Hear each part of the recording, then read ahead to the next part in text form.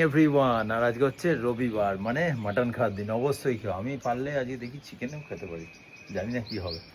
Good morning everyone. আর সবাই কালকে জিজ্ঞাসা করছে সোনালি কাকিমার কি হলো, বলছো না কেন? কাকিমা এখন কেমন আছে? কাকিমা এখন একদম সুস্থ সবল ফাইন আছে।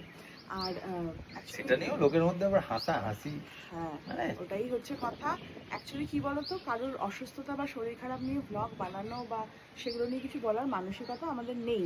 আর যদি বলতেই হতো তাহলে 1 মাস আগে থেকেই তোমাদের ছোট ছোট করে বলতাম এই হয়েছে ওই হয়েছে সেই হয়েছে, কারণ আমরা 1 মাস আগে থেকেই আমরা জানতাম নিজেদের প্রবলেম যে কাউকে শেয়ার 14 করি না। মার্চ একদমই না। মায়ের একটা ছোট্ট ওটি হবে। যদিও ওটিটা খুবই নমিনাল, যেরকম হয় না মেয়েদের অনেক রকম গাইনি প্রবলেম থাকে, বয়স বাড়ার সাথে সাথে সেগুলো একটু হয়তো ইনক্রিজ করে, সেরকমই একটা ছোট্ট ওটি হয়েছে, কিন্তু শরীরে কোনো কাটাছেঁড়া কিচ্ছু হয়নি আর সুস্থ সবল ফাইন আছে।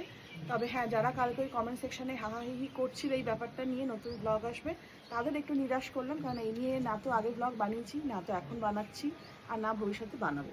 তো তোমাদের সবসময় হাসি মুখটাই তোমাদের সঙ্গে শেয়ার করি, এটাই যেন সারা জীবন এটাই যেন থাকতে মানে রাখতে পারি। আর হ্যাঁ, দিদার কথাটাও বলে দাও। দিদা কালকে ফোন করেছিল, দিদা হসপিটালে ভর্তি ছিল। দিদা যেদিনকে আমরা এসেছিলাম আমাদের জন্য একটা স্পেশাল কোনো গিফট রেখেছিল, দিতে ভুলে গেছিলো অ্যানিভার্সারি গিফট হিসেবে। তা বলছে যে আমি যদি গুড বাই করে চলে যাই তাহলে গিফটটা তো আর দেওয়া হবে না। আমরা একদম এইসব বাজে কথা বলবো না, যে তোমায় নিতে আসবে দেবো, মুখ কাপ পালিয়ে যাবে। তা যাই হোক, দিদা কালকে ফোন করেছিল, আমাকে বলেছিল যে ফোনটা এখন আমার বন্ধ থাকবে, তুমি হয়তো ফোন করে পাবে না, আমি ঠিক ফোন করব। আমি অনেকবার ট্রাইও করেছিলাম, বন্ধ ছিল। তারপরে দেখলাম কালকে দিদা নিজেই ফোন করেছিল, হসপিটাল থেকেই ফোন করেছিল। আর দিদার সঙ্গে বলছিল যে তোমার বাবাকে বলো আমার পা হ্যাঁ, ভালো করে দেয়। তা বলছে তোমার বাবা কিন্তু কথা শুনে, যেমন কেন তুমি তো এত বাবাকে সারাদিন তুমি ইয়ে করো, কেন তোমার কথা শুনবে না, আমার কথা শুনবে? বলছে না, তোমার কথা বেশি শুনবে। আমরা হ্যাঁ, সেটা বাবার ওপর আমার ইয়ে আছে। আর আমার গায়ে এখন কাটা দিচ্ছে বাবা, যে কালকে দিদাকে এত ফুলে গেছিলো পা, দিদা বলছে একদম কিচ্ছু নেই ফোলা, একদম পুরো স্লিম হয়ে গেছে, আমার কাছে স্লিম ট্রিম হয়ে গেছি।